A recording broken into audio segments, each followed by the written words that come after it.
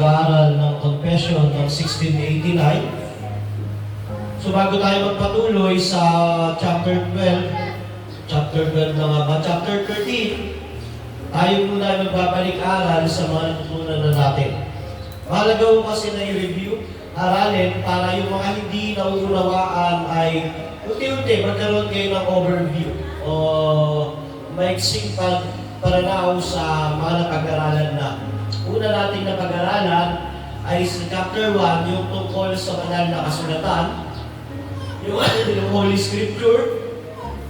May dalawang kapahayagan ng Diyos, yung kalikasan, yung nature, at yung Bible. Ang Bible ay binubuo ng 66 na libro, 66 books. So, 39 sa Lumang Tipan, 27 sa Bagong Tipan. Lahat ito ay God-breathed o salita mismo ng Diyos.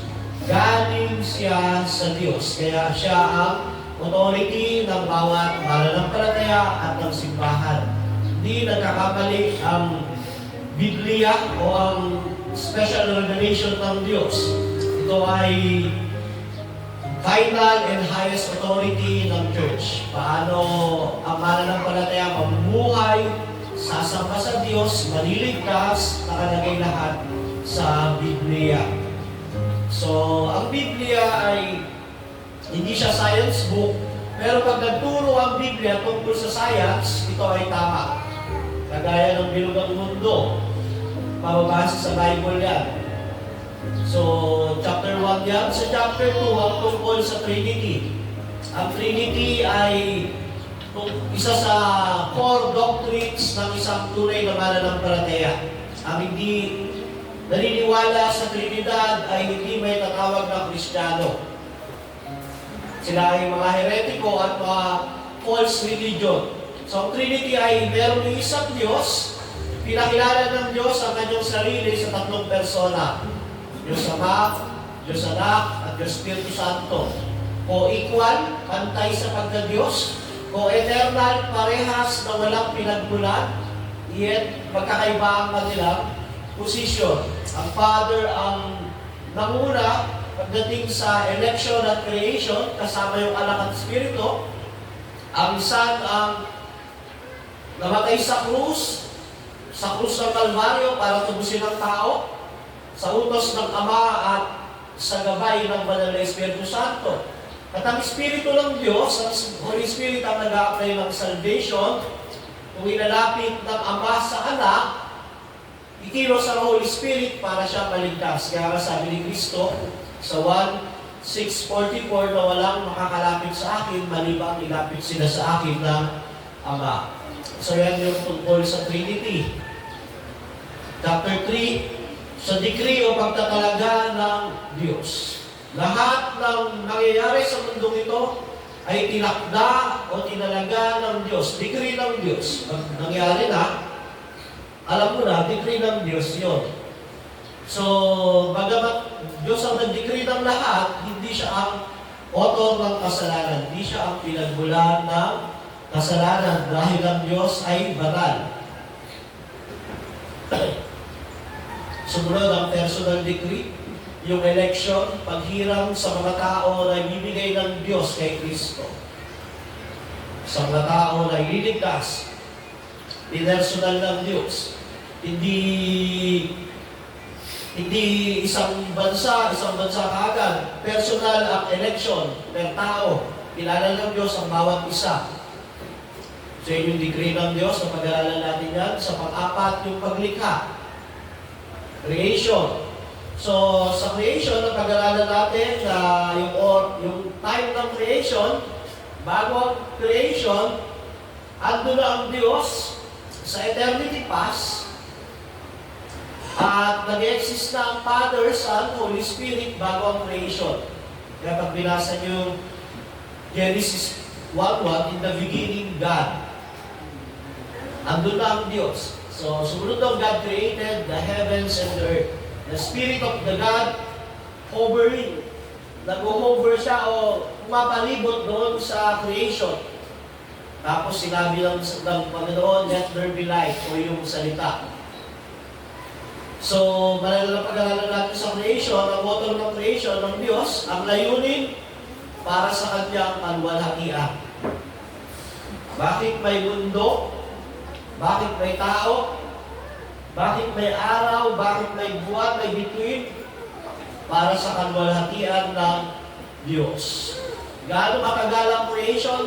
Literal 6 days. 6 na literal na araw na sumisimbolo ng araw ng pagsamba o Sabat sa Lumang Tipan, sa Bagong Tipan, Christian Sabbath o Lord's Day. Anong araw? Dalawa lang yung view, Old Earth sa New Earth creation. So, kapuspusan o kataasan ng mga nilikha ng Diyos ang tao. Nilikha niya ang tao sa kanyang imahe. Isang lalaki at isang babae. So, ang image of God, ang human, mayroong dalawang klase. Male and female. Dalawa lang. So, para balansihin ang paglikha, ginawa ng Diyos na nakipagtipan siya sa tao. So, nakipag-covenant siya. Sa chapter 5, papag-aaralan natin ang providensya ng Diyos. Nung likhain ng Diyos ang sinukob ang buong mundo, kumikilos pa rin siya. Hindi niya nilikha ang earth, ang tao, tapos pinabayaan niya na. Ginawa niya, nung nilikha niya ang mundo, ang earth, kumikilos pa rin siya sa lahat ng detalye. Yung physical universe, yung mga animals, yung nangyayari sa bawat tao, sa bawat bansa, sa kalikasan, lahat yan ay kinikulusan ng Diyos. Ang tawag sa pagkilos na yun ay providence. Providensya ng Diyos. Yung mga, halimbawa, tayo ay nabubuhay, humihinga, iyon ay providence ng Diyos. Yung kinakain natin, lahat ng natatanggap natin, nangyayari sa atin, mabuti man yan o masama, yan ay providence ng Diyos. Under ng providensya ng Diyos. Pakasis lang po sa answer natin. Kung saan sila upo. Question lang.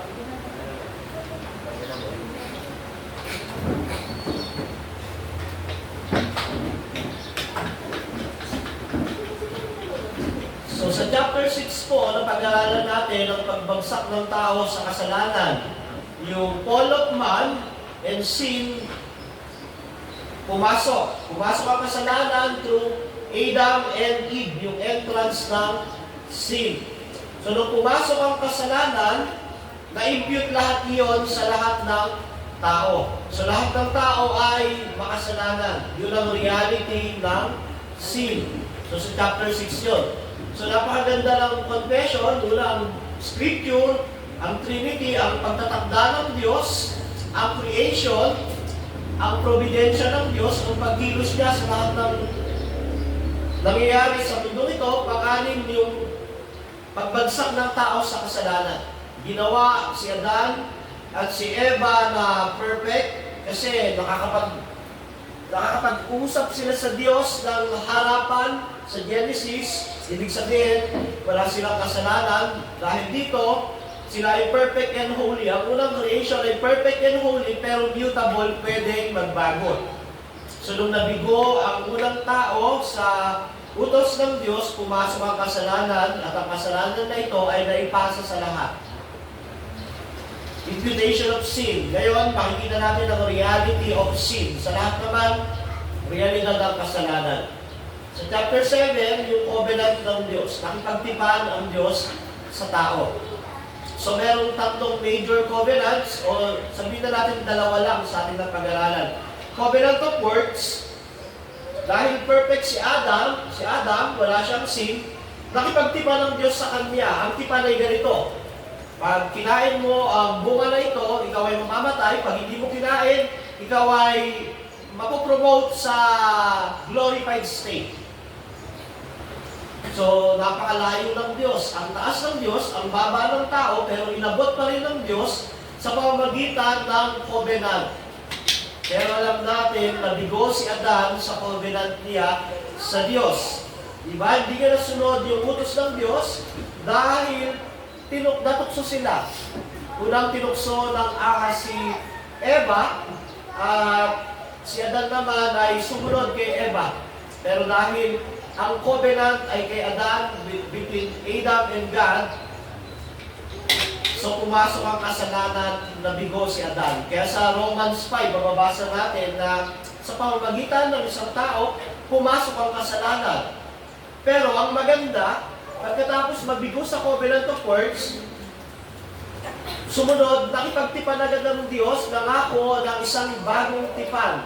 Sa Genesis 3:15, ang pangako ay ganito, mula sa binhi ng babae ay lalabas ang dudurog sa ulo ng ahas, which is ang Panginoong Jesucristo. Dito, may promise na ng grace of gospel. Tinatawag dito ng proto-evangelion. First gospel. So after ng sin, bago i-declare yung kaparusahan, nag-promise ang Diyos ng isang covenant. Pero hindi pa iyon ang new covenant, promise pa lang. Na mula sa binhi ng babae ay lalabas ang dudurog sa ulo ng ahas, which is promise of Christ. At lahat ng ito ay nakaugat sa covenant of redemption, na mayroong usapan ang ama at anak na ililigtas ang taong makasalanan. Kaya pagbabasahin niyo yung Bible, sabi ni Jesus ay, luwalhatiin mo ako, Ama, gaya ng taglay na kaluwalhatian ko noon. Lahat ng binigay mo sa akin, hindi mawawala. So meron silang tipan na ibibigay ng Ama sa anak, yung mga taong tihiramin niya. So yun ang covenant. Tungkol sa tipan ng Diyos. So tayo, New Testament, tayo ay nabubuhay sa covenant of grace. Under grace. Yet, ang law, andyan pa rin para gabay natin kasi hindi pa rin naman pwede pumatay, magnakaw, makiapig. Dahil ang law ay tawag dito pamantayan, pero hindi nakapagliligtas ang law. Ang salvation is by grace. Ephesians 2:8-9. So sa chapter 8, of Christ the mediator, si Kristo, tungkol kay Kristo bilang tagapamagitan. Si Kristo ay itinalaga para maging propeta, pari, at hari. Bakit propeta? Bilang siya ang salita ng Diyos. Sabi ng Hebreo 11, noong huling panahon, nung mahuling panahon, nung unang panahon pala, nakikipag-usap ang Diyos sa pamamagitan ng panaginip, vision, pero sa huling panahon, pinadala niya ang kanyang anak, ang Panginoong Jesucristo. So siya yung salita ng Diyos. Kaya sa Old Testament at sa New Testament, ang mga sinabi ni Kristo, sinulat ng mga apostol para maisulat ang bagong tipan. At yung gawa ng Holy Spirit, andun din. So bilang pari, siya yung tagapamagitan, priest. Ang trabaho po ng priest sa Old Testament, siya ay mediator between God and men.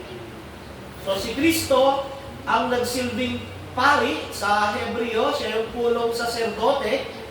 Bilang pari, siya ang mamamagitan sa banal na Diyos sa taong makasalanan. At hindi lang siya naging pari, siya rin mismo yung naging handog.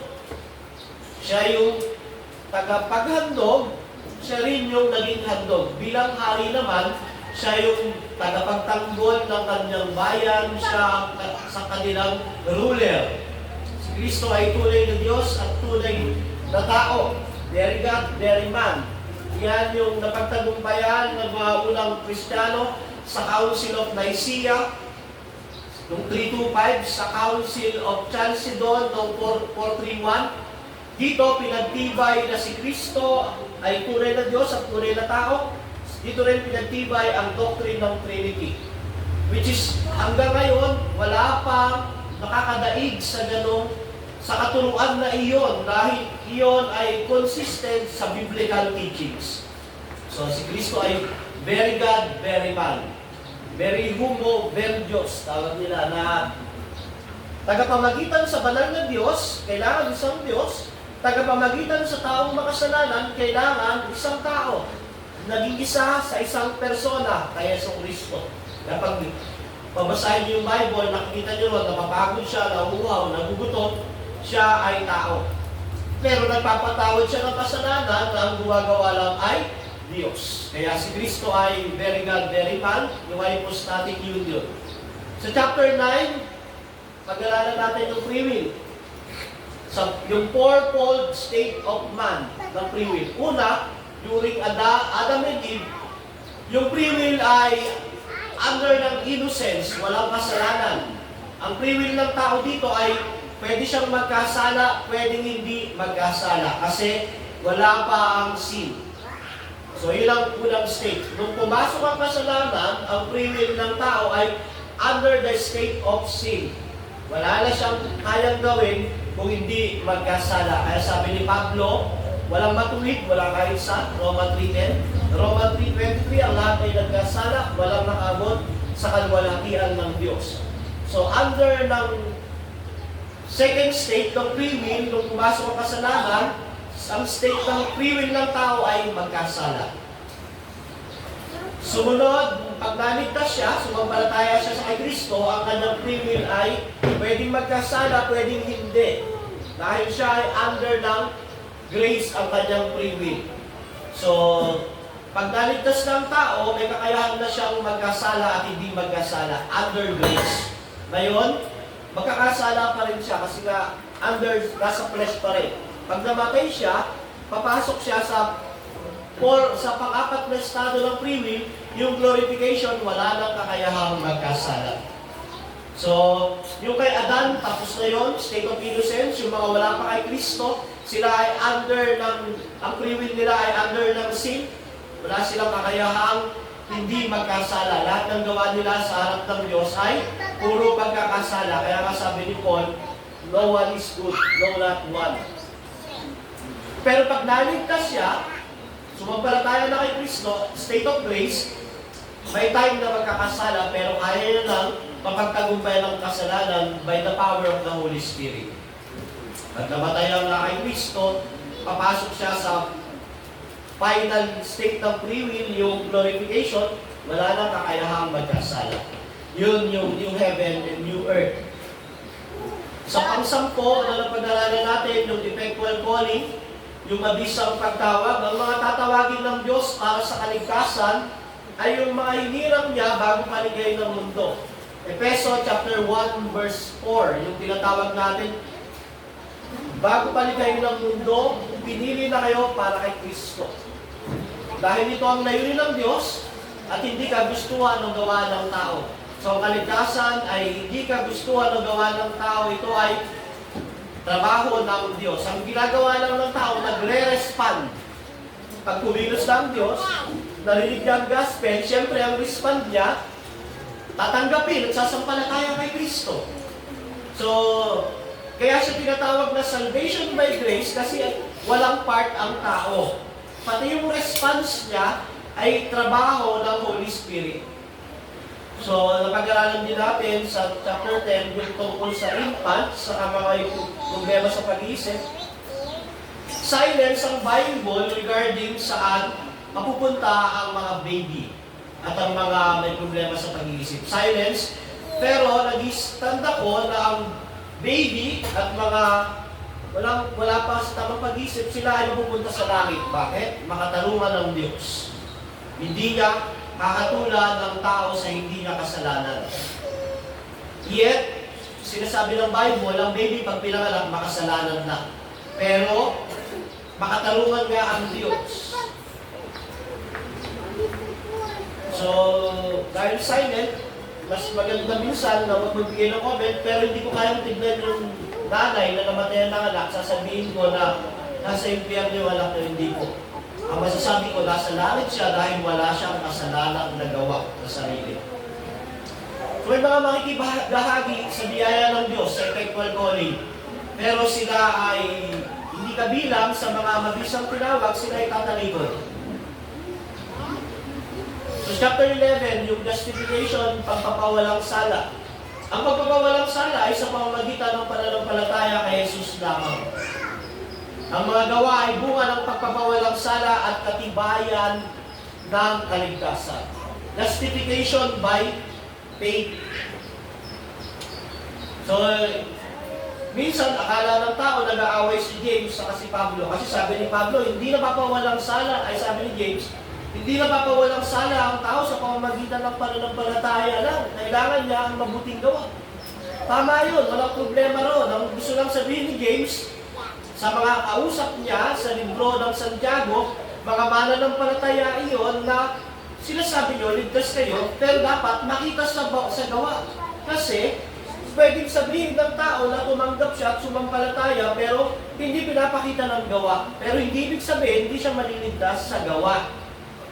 Gusto sabihin ni Santiago na ang pananampalatayang walang gawa ay patay.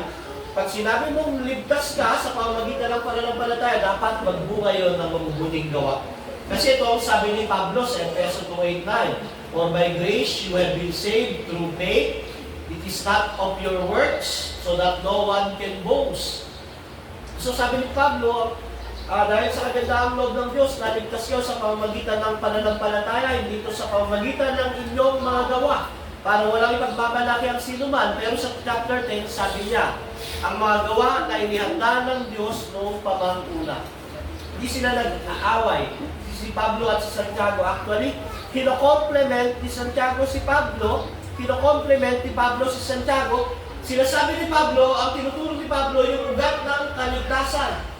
Ang tinuturo naman ni Santiago, yung bunga ng kaligtasan. Kung ikaw ay ligtas, totoo ang pananampalataya mo, makikita sa mabuting gawa. Para sabi naman ni Pablo, ang ugat niyan, yung biyaya ng Diyos sa pamamagitan ng iyong pananampalataya kay Kristo, para hindi kayo magyabang. Kasi kung ang tao maliligtas sa gawa, pwede siyang magyabang sa langit, sasabihin niya na, "Pasalamat ka, Lord. Sa gawa ko, kundi walang tao sa langit." Pero hindi. Wala tayong pagyayabang.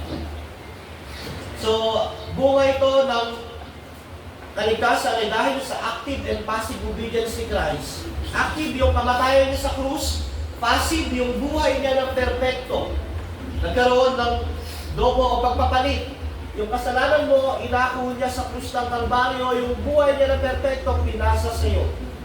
So, ang tawag doon ay doctrine of double imputation. Mahirap ka, pero basta kaya ka naligtas dahil sa gawa ni Kristo. Buhay niyang perpekto, kamatayan niya sa krus. So yung righteousness mo, galing sa perfect life ni Christ.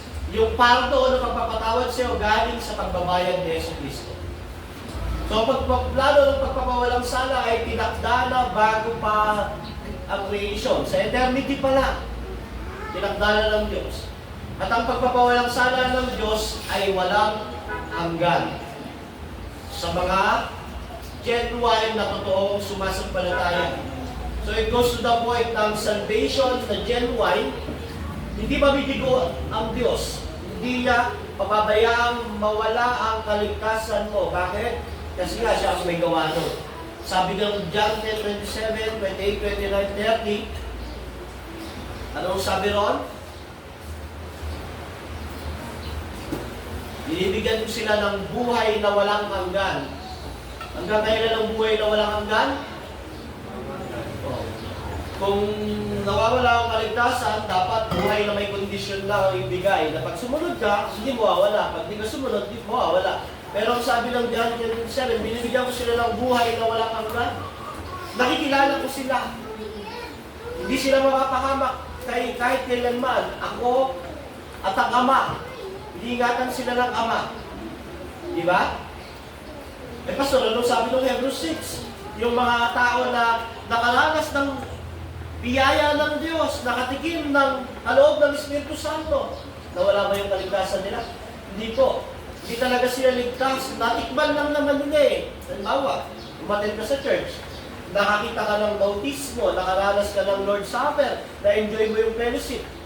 Natikman mo lang yung gift ng Holy Spirit, pero hindi talaga nag-dwell ang Holy Spirit. Yun ang gusto sabihin ng Hebreo na hindi na wala yung kaligtasan nila, hindi talaga sila ligtas.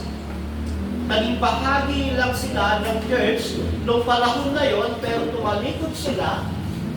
Kaya kung pag-aaralan yung Hebreo 6, sa dulo niyan, sabi niyan, bigla magka-transition, sabi, pero kayo, alam ko, nasa mabuti kayong kalagayan, which is tumutukoy sa mga believer. So, ang mga tao sa lumang tipan, naligtas sa pananampalataya, ang mga tao sa bagong tipan, naligtas din sa pananampalataya. So ang krus nasa gitna, sa lumang tipan, nakatingin sila sa parating na Mesaya. Sa bagong tipan, nakatingin tayo sa naipako na Mesaya. Chapter 11 at chapter 12, ang pagkukok o adoption, nire-refute ng adoption yung liberal doctrine na ang lahat daw ng tao ay anak ng Diyos. Hindi po totoo yun. Sabi sa John 1:12, ang sino bang tumanggap sa Kanya, yung mga tatanggap lang at sasampalataya kay Kristo ang anak ng Diyos. Kasi may katuluan dati na universal fatherhood of God, universal brotherhood of man. Hindi po totoo yun. Ang totoo, ang mga anak kay Kristo lamang ang anak ng Diyos. Kaya sabi ni Jesus sa John 1:12, ang sino mang tumanggap ay binibigyan ng karapatang maging anak ng Diyos. Pero yung pagtanggap po na yun, hindi yun yung yung gusto bang tanggapin si Jesus. Wala akong ganun noon.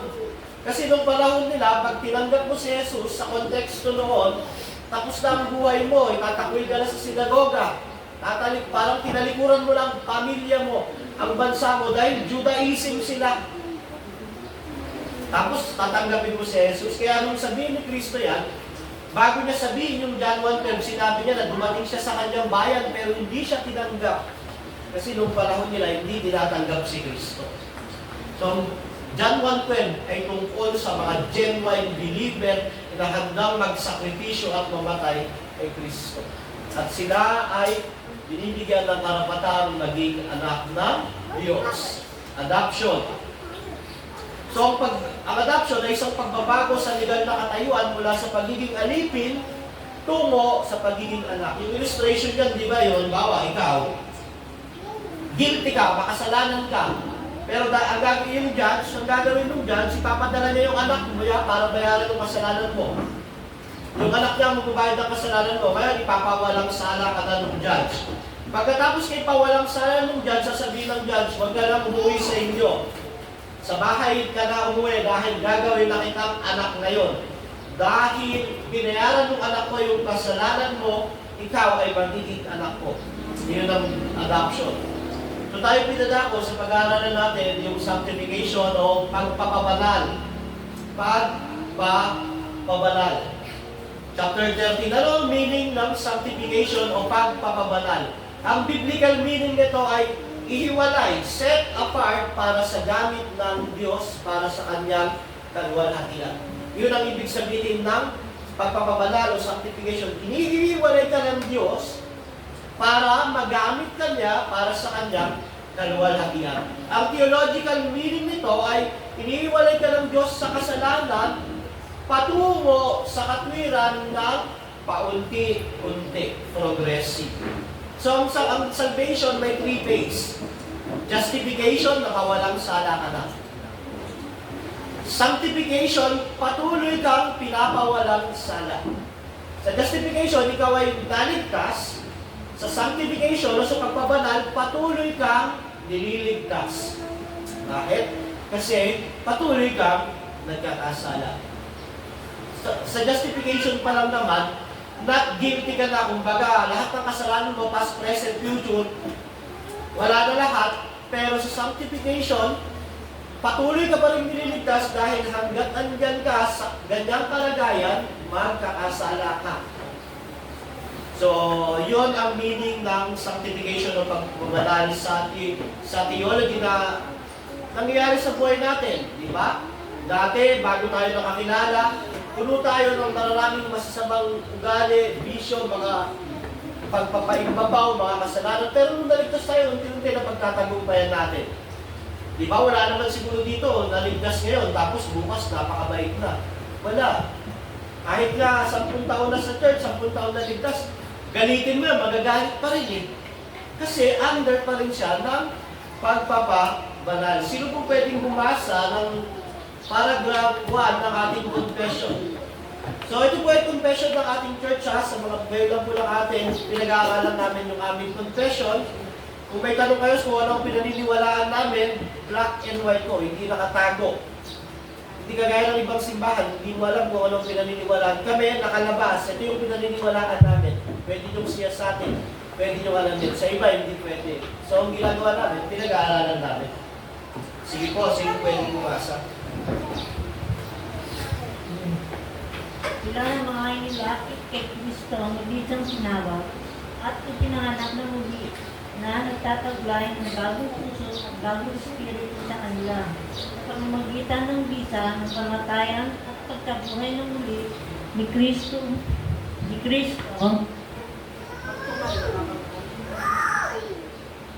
ay lalo pang pinagbabanal ng totoo at personal sa pamamagitan pa rin ng naturang bisa, sa pamamagitan ng kanyang salita at espiritu na nananang sa kanila.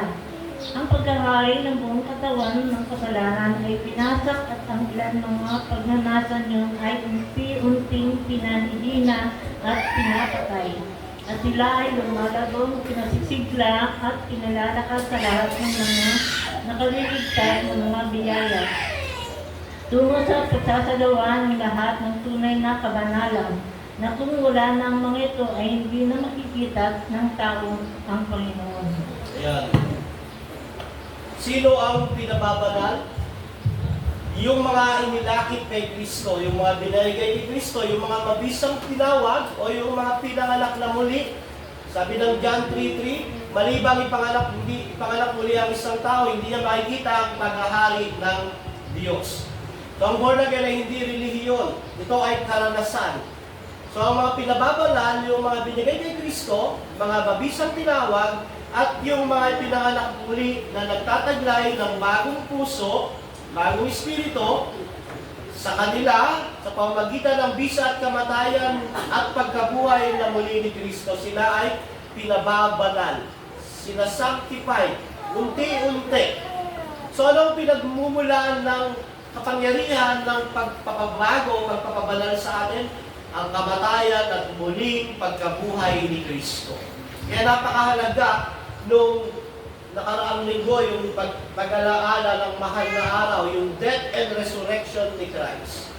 Kaya kung walang resurrection, walang halaga ang ating pananampalataya. Kahit walang bisa, walang kabuluhan kung hindi nabuhay si Kristo.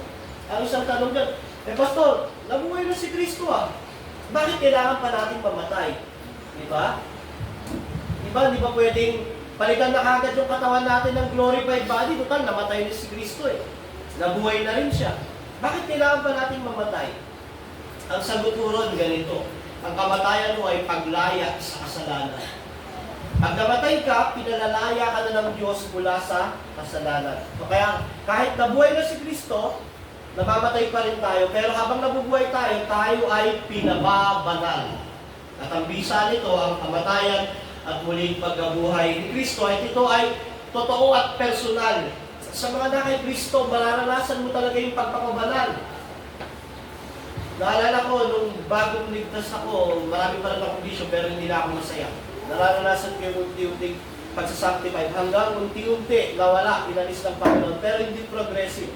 Hindi nangyari ng isang araw, 2 linggo, hindi. Progressive, unti-unti. So, ang katangian ng pagpabanal, personally truth. Sabi dyan.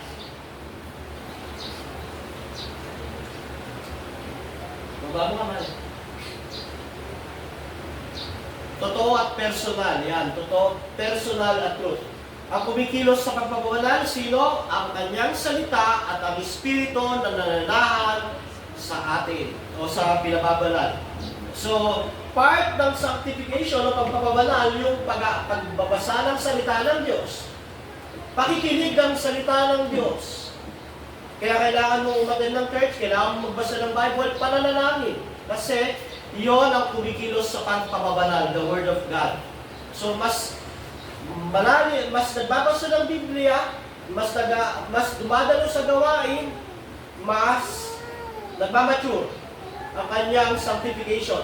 At ang kumikilos dito, ang banal na Espiritu Santo. Hindi tayo iniwanan ng Diyos, ng Panginoong Jesucristo. Nung umakyat siya sa langit, pinababa niya ang kanyang vicar of Christ o yung kahalili niya, ang Holy Spirit.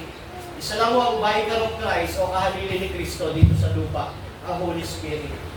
So, ang trabaho ng Holy Spirit, tayo ay pabanalin. So, makikita dyan ang epekto ng pagpapabanal, unti-unting pinahihina at pinapatay ang kasalanan at mga pagnanasa. Sabi niya, ang paghahari ng buong katawan ng kasalanan ay dinasa, at ang ilang pagnanasan yun ay unti-unting pinahihina at pinapatay. So, yun ang ginagawa ng Diyos sa pagpapabanal sa atin through His Word and Holy Spirit. Pinahihina ang pagnanasa, mga kasalanan, at unti-unting pinapatay. At pinalalago, pinalalakas, pinasisigla tayo sa pamumuhay sa kabanalan. Kaya pag naligtas ang tao, unti-unti. Pero hindi ho, ang Christ-likeness ay unattainable. Hindi mo kayang maabot ang Christ-likeness. Pero iyan ay pursuable. Pwede mo, habang nabubuhay ka, yan ang goal mo, pero hindi mo magiging kawangis si Kristo kahit kailanman. Dahil iisa lang ang totoo, ang Jesucristo na Diyos. Isang tunay na Diyos, tunay na tao at perfecto. Pero yun ang layunin natin. Kaya sabi ni Pablo, tularan niyo ako tulad ng pagtulad kay Kristo. Pero hindi magiging 100% kagaya tayo ni Kristo. Tutularan lang. Parang original saka replica. Magiging original ba ang replica? Hindi. So yung Christ-likeness, tinutularan lang si Kristo. At pursuable, pinupursu natin. Sa tulong ng Banal na Espiritu Santo. At ang importansya nito, napakalaga na ito. Dahil banal ang Diyos, ang mga niligtas niya at patuloy na nililigtas mula sa kasalanan, ay kailangang pabanalin. Dahil kung hindi makikita ng tao ang Panginoon. Pag hindi mo nararanasan ang pagpapabanal ng Diyos, hindi mo nararanasan yung pagsasanctify niya sa'yo, hindi ka ligtas. That's basic. Hindi mo bigilos ang Diyos.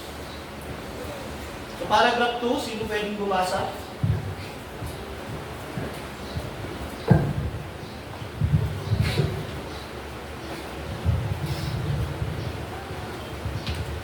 Ang pagpapabanal na ito ay sa lahat ng bahagi ng buong pagkatao. Bagaman hindi perfecto sa buhay na ito, may mananatili pa rin ilang mga natitirang kasamaan sa bawat bahagi. Kung saan nagmumula ang isang nagpapatuloy at di mapagkakasundong tunggalian, ang laman ay naganasa laban sa Espiritu at ang Espiritu laban sa laman. So ang pagpabanal ay buong pagkatao sa buhay na ito, hindi perfecto. Magkakaroon ng tunggalian, ang laman at ang Espiritu. Kasi dahil may remaining sin, may corruption of the flesh, pero walang katapusang digmaan ang laman at ang Espiritu. Kaya mabasa niyo yung Romans 7, sabi ni Paul na gusto kong gawin yung mabuti pero hindi ko magawa. So may time na tayo ay nabibigo dahil sa kasalanan, tayo ay nagkakasala. Pero hindi tayo masaya, ang ginagawa natin, nagre-repent, pagpapatunay iyon na merong tunggalian sa loob natin. Kasi naglalaban ang natitirang kasalanan at ang Espiritu ng Diyos na nasa sa atin. So, chapter 3, paragraph 3.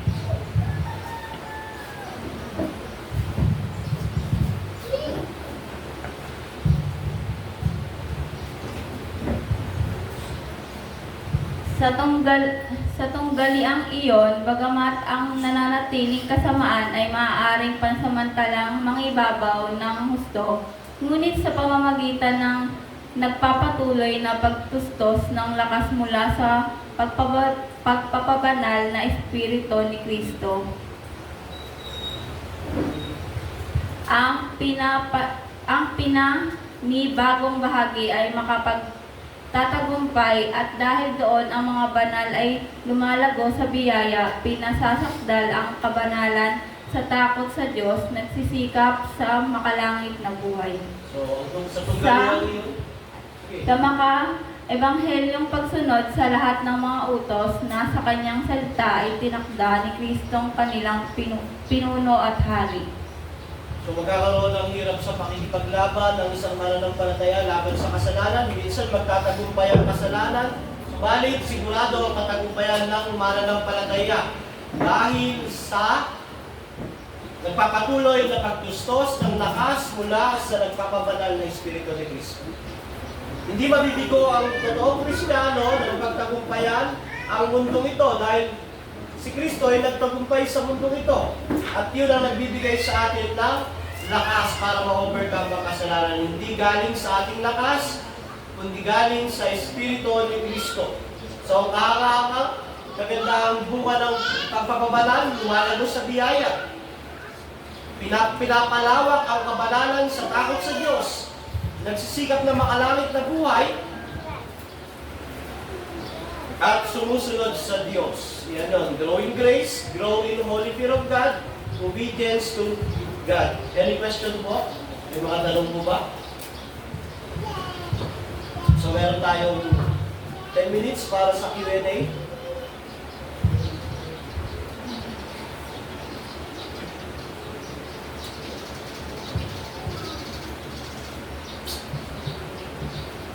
Wala po. Wala pong katanungan tungkol sa sanctification, pagpapabanal, wala naintindihan.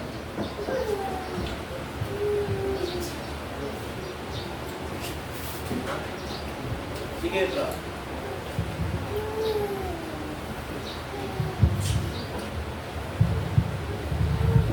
Maraming nagsasabi no, dahil Kristiyano ka na, hindi ka na magkakasala. Maraming ganong paniniwala eh. Lalo na sa born again. Oy, born again ka na, hindi ka na magkakasala. Kaya hindi kami lumidikit siya kasi banal ka eh, natatakot kami. Dahil tingin sa isang born again, hindi nagkakasala.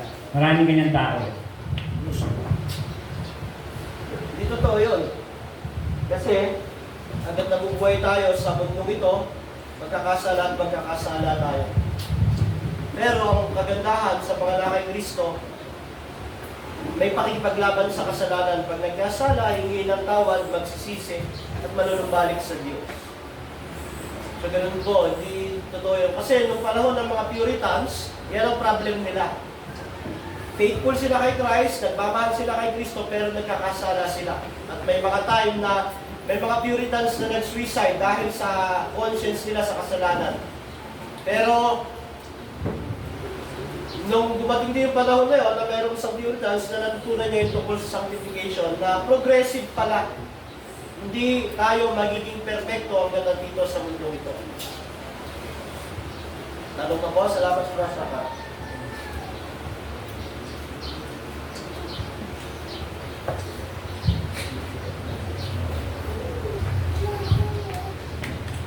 Wala na po ba? Kung wala na, tayo ay mananalangin na. Tayo ay kumayo, tayo manalangin. Panginoon, salamat sa umagang ito. Patuloy kaming humingi ng gabay at patnubay, patuloy ng pagtuturo. Panginoon, mula sa Espiritu mo, samahan mo kami sa aming pagsamba. Ngayong umaga, itong manguna sa amin, mapapurihan ka, malakila at maluwanhap. Itong aming panalangin sa pangalan ni Jesus. Amen.